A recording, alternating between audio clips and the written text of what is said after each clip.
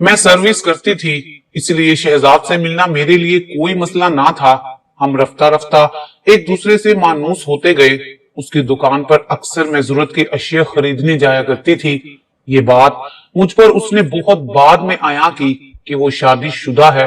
अब क्या हो सकता था, हम दोनों इस कदर आगे बढ़ चुके थे कि अब वापसी का कोई रास्ता नहीं रह गया था। शहजाद एक बीवी का शौहर ही नहीं, 5 बच्चों का बाप भी था, मगर मैं उसकी मोहब्बत में इस कदर अंधी हो चुकी थी कि मुझे कुछ नजर नहीं आता था। मैंने तो अब इस बात की परवाह करना छोड़ दी थी कि मैं कितनी रुस्वा हो रही हूँ। रुसवाई के अफसाने जब हर जुबान पर आम हो चुके, तब मैंने महसूस किया कि इज्जत से जीने के लिए शादी की बात करनी ही होगी। उसने तो इस मामले में चुप्पी ठान ली थी। मैंने शहजाद को मजबूर करना शुरू कर दिया कि मुझसे निकाह कर लो, वरना लोग हमें जीने नहीं देंगे। वो कहता कि मेरा कोई बड़ा कारोबार नहीं है, यही एक छोटी सी दुकान है और बस। इस मामूली दुकान से मैं 2 घरों का खर्चा क्यों कर चला पाऊंगा। मैंने उसे समझाया कि इसका हल ये है कि तुम कोई और दूसरा वसीला रोजगार तलाश करो ताकि हालात बेहतर हों। फिर हम ये जगह छोड़ देंगे, लोगों की जुबानें भी बंद हो जाएंगी। मैंने कुछ रकम जमा की हुई थी, ये सरमाया शहजाद के हवाले किया और शहजाद ने दुकानदारी छोड़कर बिजनेस शुरू किया। किस्मत का सितारा अरूज पर था कि उसका ये दूसरा काम दिनों में चल निकला। फिर तो जैसे दौलत ने हमारी बाजू पकड़ ली और ऊपर ही ऊपर खींचने लगी। देखते ही देखते शहजाद अमीर आदमी हो गया, हालात साजगार हो गए। तो मैंने उसको याद दिलाया कि शहजाद, ये सब तुमने मुझको अपनाने की खातिर किया था। अब तुम एक कामयाब बिजनेसमैन बन चुके हो तो मुझसे निकाह कर लो, क्योंकि मैं तुम्हारे सिवा किसी और से शादी के बारे में सोच भी नहीं सकती। बेशक वो किस्मत का धनी था कि उसका बिजनेस दिन दुगनी और रात चौगनी तरक्की करता गया, लेकिन मसरूफियत के बहाने मुझे आज तक टालता रहा। यहाँ तक कि 8 साल उसने महज इस सोच में गुजार दिए कि वो मुझसे शादी करे या ना करे। इसके बावजूद पाए इस्तकलाल को दाद हो कि मैंने ये अरसा भी सब्र से गुजार दिया, मगर किसी दूसरे के साथ शादी का बंधन बांधने के बारे में सोचा तक नहीं। बहरहाल एक तवील मुद्दत के इंतजार का कर्ब सहने के बाद मेरा उसके साथ निकाह हो ही गया।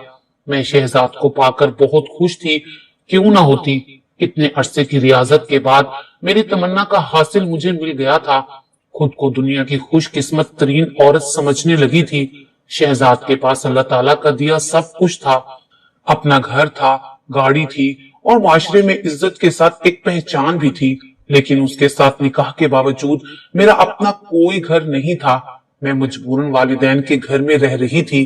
कब तक आखिर मैं माँ बाप के दर पर पड़ी रहती। शहजाद हालांकि मुआशी तौर पर इस कदर मुस्तहिकम थे कि मुझे अलहदा घर में रख सकते थे। जब मैंने बार बार उनको ये बात याद कराई तो उन्होंने मसले का ये हल निकाला कि फिलहाल मैं उनके एक दोस्त के मकान में रहूंगी जो खाली पड़ा हुआ था। थोड़े से सामान के साथ उन्होंने मुझे उस मकान में शिफ्ट कर दिया। असल जिंदगी का बाप तो अब खुला। मैं घर में अकेली पड़ी रहती। वो कई कई दिन मेरी तरफ ना आ पाते थे। वालिदैन के घर तन्हाई तो ना थी, यहाँ तन्हाई ने जी भर कर मेरा शिकार किया, मुझको वहशतों के समंदर में डिबो दिया। बार बार शिकवा आने पर वो यही कहते कि बिजनेस की मसरूफियात और बाल बच्चों की जिम्मेदारियां लम्हे भर को फारिग नहीं होने देती। क्या करूं, बड़ी मुश्किल से वक्त निकालता हूं तो तुम तक पहुंच पाता हूं। मुझे दुख होता कि ये अपने बिजनेस और पहली बीवी बच्चों को किस कदर अहमियत देते हैं कि मुझे बहुत गैर अहम शय समझते हुए मेरे लिए वक्त नहीं निकाल सकते। आते तो खिंचे खिंचे से रहते, बात बात पर दिल शिकनी करते। कोई बात करती तो इस तरह गुस्से से जवाब देते कि बस मुंह ही तकती रह जाती। हफ्तों मेरी तरफ ना आते, लेकिन मुझे तो हर हाल में उनके साथ निभाह करना था। वालिदैन को नाराज करके उनसे शादी की थी। अक्सर वो मुझे झूठी तसल्लियां भी दिया करते कि शजरे तेरे लिए घर बनाने की मुझे दिन रात फिक्र रहती है। सोचता हूँ कब तक दोस्त का एहसान उठाऊंगा और तुम कब तक गैर के घर रह पाओगी। थोड़ा सा और सब्र कर लो, तुम ही ने तो मुझे नए घर के ख्वाब दिखाए थे। एक सौदा और हो जाने दो, वो हो जाए तो इतनी रकम आ जाएगी कि तुम्हारे लिए एक शानदार बंगले की तामीर शुरू करवा दूंगा। खुदा ने मेरी दुआ कबूल कर ली और वो सौदा हो गया। शहजाद को इस सौदे में मुनाफा भी खूब हुआ।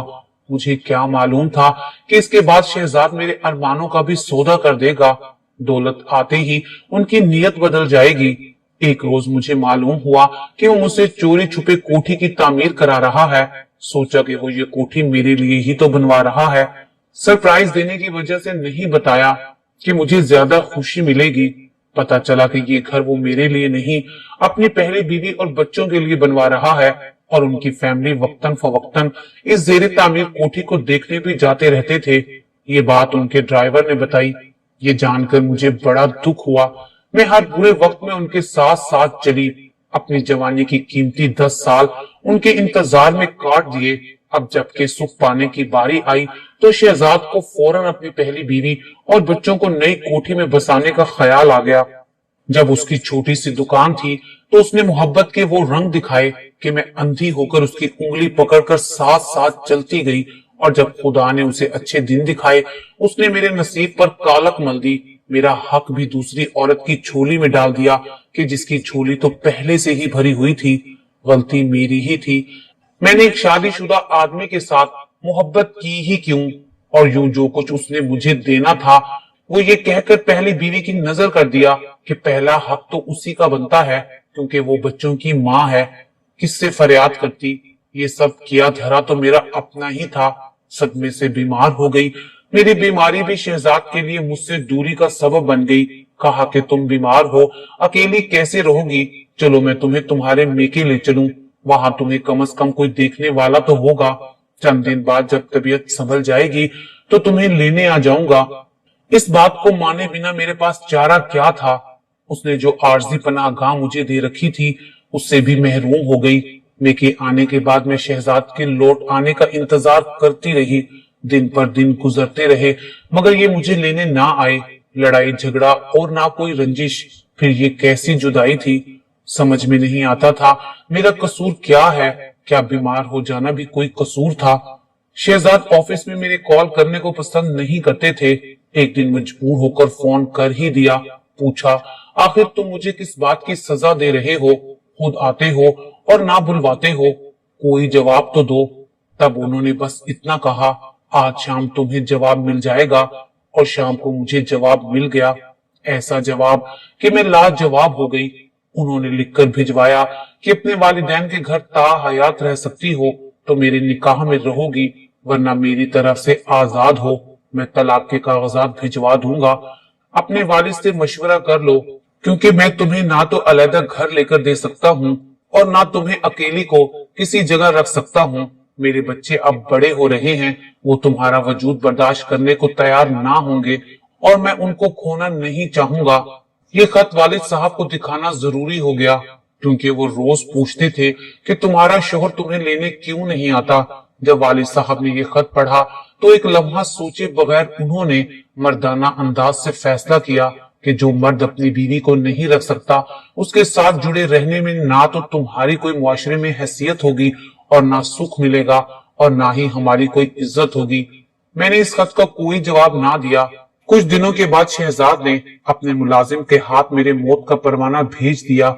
गोया कि उसे भी बहाना चाहिए था। एक लम्हे के लिए भी उसके दिल में रहम ना आया, ये ख्याल ना आया कि जिस औरत ने जवानी के 10 साल उसका इंतजार किया अब वो ये दाग लेकर कहाँ जाएगी, किससे फरियाद करेगी, किससे अपना जुर्म पूछेगी। मगर ये सोचना शायद उस मर्द का काम नहीं होता जिसकी पहले से एक बीवी और 5 बच्चे मौजूद हों। सो उसने बड़ी शातरी से अपना दामन छुड़वा लिया। आज इस वाक्य को 20 बरस हो चुके हैं, लेकिन लगता यही है कि जैसे ये जख्म अभी अभी लगा है। मैंने दुनिया वालों से आज तक ये बात पोशीदा रखी है कि मैं वालिदैन की दहलीज पर क्यों बैठी हूँ। यही कहती हूँ कि वो बैरूने मुल्क होते हैं, 2 साल बाद चंद दिनों के लिए आते हैं, उनकी छुट्टी कम होती है। समझने वाले तो समझ ही लेते हैं कि कभी शहजाद को किसी ने आते जाते नहीं देखा। फिर भी भरम रखने में हर्ज ही क्या है, ये खुद फरेबी ही सही। कभी कभी खुद को तसल्ली देने के लिए खुद फरेबी से भी तो काम लेना पड़ता है। दिल पर जो गुजरती है दिल ही जानता है, लेकिन किसी को बताती नहीं हूँ। शहजाद ने मुझे एक मैली कमीज जानकर कप का उतार फेंका है, फिर भी नहीं चाहती कोई मुझे तलाक याफ्ता कहे, मुझ पर रहम खाए। मेरे वालिदैन के रिश्तेदार मुझ पर हंसे कि देख लिया दूसरी औरत के शोहर से शादी करने का अंजाम। अपना दाग जग हंसाई के डर से किसी को दिखा नहीं सकती, वरना तो जी चाहता है चीख चीख कर सबको बता दूं, हाँ वो बेवफा है, मैं तलाक याफ्ता हूँ और कोई मेरा नहीं। किसी से कुछ कह नहीं सकती कि मेरे अरमानों का गुलशन तो मुद्दत से बर्बाद है। मुझे तो खुद पता नहीं कि मैं किस जुर्म की सजा काट रही हूँ। हाँ, मगर ये भी एक खुद फरेबी है, वरना मुझे खूब मालूम है कि ये सजा इसलिए काट रही हूँ कि अपनी जैसी एक औरत के हक पर डाका डाला था। जानती थी कि वो औरत गमज़दा होगी, सोकन का दुख झेलेगी। उसने तो सोकन का दुख झेल लिया, मगर उसका घर आबाद रहा। मैं ही बिलाखिर सब कुछ खोकर बर्बाद हो गई हूँ। सोचती हूँ जब एक मर्द को बीवी के होते हुए दूसरी औरत से इश्क हो जाता है, उस वक्त उन्हें पहली बीवी और बच्चों का ख्याल क्यों नहीं आता। गुलाब तरोताजा होता है तो दिल से लगा लेते हैं, मुरझाने लगता है तो परे फेंक देते हैं। जुर्म तो दोनों का बराबर होता है, मगर सजा एक को क्यों मिलती है।